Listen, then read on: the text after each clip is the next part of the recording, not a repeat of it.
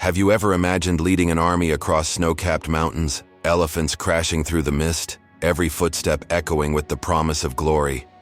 That image belongs to one man, Hannibal Barca, whose very name sent shivers through the Roman Senate for nearly 2 decades.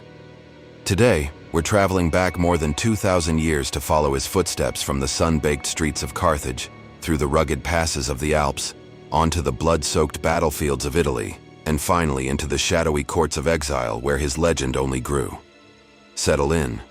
For the next half hour, you'll hear the full, unfiltered saga of history's most audacious commander.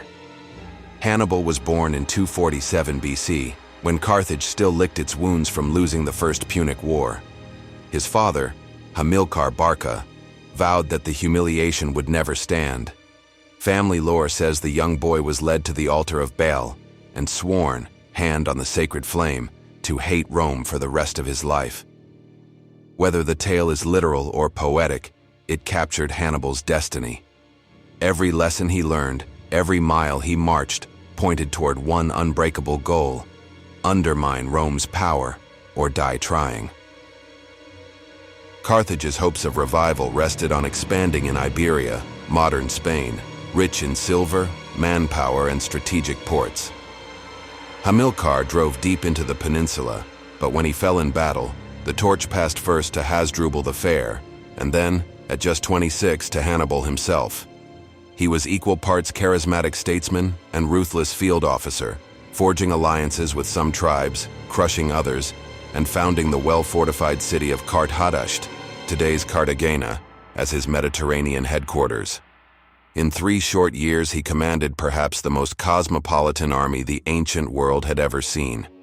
Iberians quick with a falcata, Libyans drilled in disciplined phalanx, Numidian cavalry who rode like the wind, and a small but fearsome stable of African war elephants. Rome watched warily from across the Ebro River, where a tense treaty line tried to cage Carthaginian ambition. But Hannibal, ever the provocateur, besieged Saguntum, a city allied to Rome, but technically south of Rome's legal limit. The 8-month siege ended in flames, giving the Roman Senate the perfect casus belli. Declarations flew across the sea, drums sounded, the Second Punic War erupted. Hannibal's response was characteristically bold. Rather than wait for Rome to attack Spain, he would march on Italy itself, striking the Republic's heart before it could fully mobilize. The journey began in the spring of 218 BC, with roughly 90,000 infantry, 12,000 cavalry, and 37 elephants. Hannibal swept through Gaul, winning local support with gold and charisma, then reached the Rhone. There he outfoxed a Roman scouting force by floating troops upriver on rafts, feigning a frontal crossing, and suddenly appearing on the enemy's flank. That single maneuver let him dash toward the Alps before Rome could concentrate a defense. Now came the crucible that would immortalize him. Contemporary accounts differ on the exact route, but the essentials are clear. Sheer cliffs, early snows, rock slides, ambushes by mountain tribes, starvation, and frostbite decimated his ranks.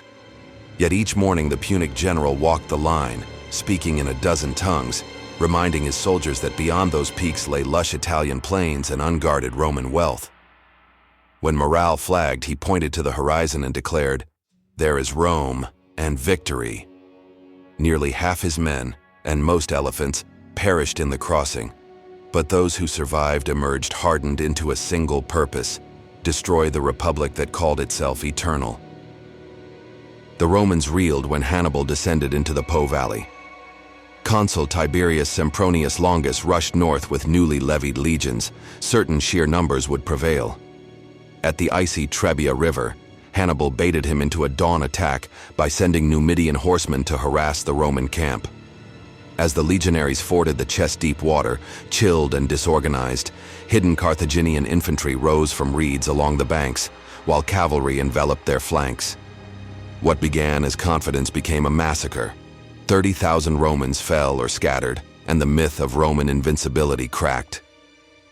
Winter offered no respite. In 217 BC, Consul Gaius Flaminius raced to block Hannibal's march south. Near Lake Trasimene, morning mist cloaked rolling hills.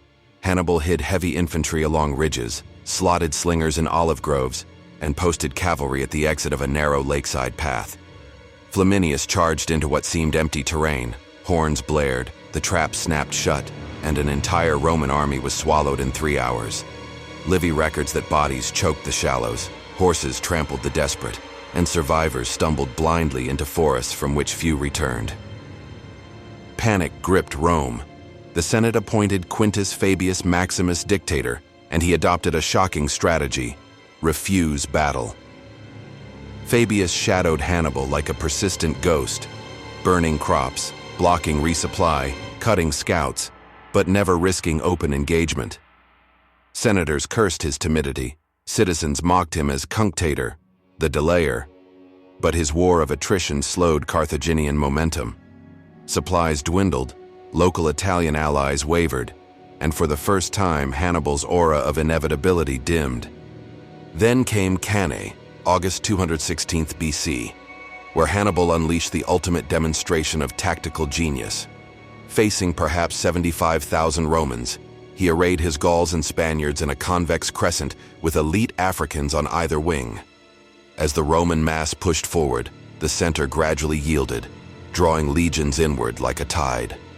At the exact moment the Roman front thought victory near, the African infantry pivoted, the Numidian cavalry smashed Roman horse off the field, and the crescent became a tightening noose. By sundown, an entire consular army lay dead. Estimates range from 50 to 60,000 Roman corpses staining the dust. Polybius wrote that fields steamed with blood, and ringed piles of shields looked like harvest mounds. No enemy had ever inflicted such calamity on Rome. And yet, astonishingly, Rome did not surrender. New levies filled depleted legions. Allies were coerced or persuaded to stay faithful. The Fabian strategy returned with grim discipline. Hannibal wandered Italy for another decade, winning skirmishes yet never gaining the reinforcements needed to besiege the capital. The Carthaginian Senate, wary of his rising prestige, sent few supplies. Meanwhile, Rome struck at Carthage's lifeline in Spain, gradually strangling Hannibal of food, pay, and fresh troops. By 203 BC, Roman general Publius Cornelius Scipio, later called Africanus, invaded North Africa. The threat to Carthage forced the elders to recall their prodigal son. Hannibal sailed home, and for the first time, faced an opponent who had studied his playbook page by page. At Zama, Hannibal fielded 80 war elephants, but Scipio opened lanes to funnel the beasts harmlessly past his infantry, then unleashed disciplined maniples in a sustained frontal assault, while his Numidian ally Massinissa struck the Carthaginian rear. The battle ended in decisive defeat. Carthage surrendered harsh terms, and Rome emerged the undisputed Mediterranean power. Hannibal's career might have ended there, but his civic reforms in the post-war years showed a different side. As suffeti, chief magistrate, he rooted out corruption, streamlined tax collection, and forced war profiteers to repay public debts. Ironically, that efficiency alarmed Rome even more than his swords had, for a financially revived Carthage could rise again. Under mounting diplomatic pressure, the elders urged him to resign. Choosing exile over political neutering, Hannibal slipped east in 195 BC, beginning a restless pilgrimage through foreign courts. First, he advised Antiochus III of the Seleucid Empire, designing a fleet and battle plans against Rome. When Antiochus fell at Magnesia, Roman envoys demanded Hannibal's person. He escaped by night, surfacing at the Black Sea kingdom of Bithynia. There, he aided King Prusias in a naval skirmish, famously ordering snakes catapulted onto enemy decks, psychological warfare in its most literal form. But Roman agents tracked him even there. Surrounded, the aging general chose his own exit. Breaking a ring he wore on a cord about his neck, he drank the concealed poison, declaring, "Let us free Rome from her long anxiety over one old man." News of his death traveled fast, stirring equal parts relief and reluctant admiration in Rome. Scipio Africanus himself is said to have remarked that of all who had ever fought the Romans, Hannibal was the greatest. Military historians ever since have agreed. His envelopment at Cannae remains a textbook template. His Alpine crossing an enduring symbol of strategic daring. His multicultural command structure, a lesson in coalition warfare. Hannibal's influence didn't fade with antiquity. Napoleon pored over his campaigns before marching through the Alps. The U.S. Army still teaches the Cannae model for double pincer maneuvers. Karl von Clausewitz credited Hannibal with mastering the economy of force, the art of using minimal resources for maximal effect. Even the phrase "Hannibal at the gates" became a Latin proverb for imminent danger, echoing whenever Rome felt threatened, long after the man himself was gone. Yet, perhaps his most profound legacy is psychological rather than tactical. He forced Rome to evolve, from a regional power into an empire defined by resilience.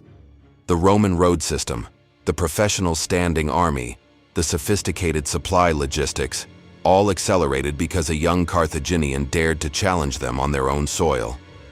By testing Rome's limits, Hannibal inadvertently forged the tools of Rome's dominance, shaping Western history for centuries to come.